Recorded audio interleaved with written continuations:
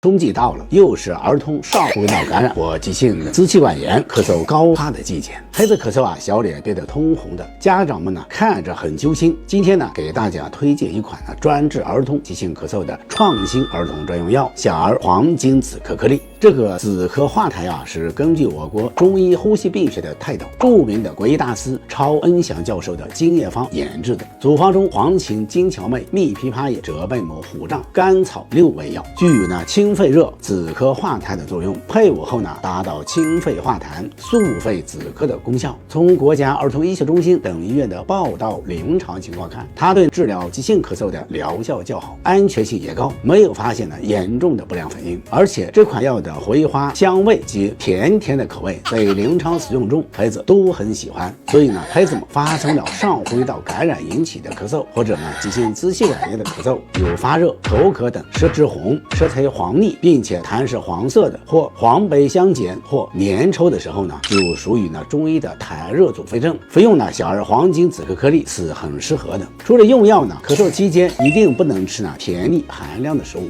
家长们记住了吗？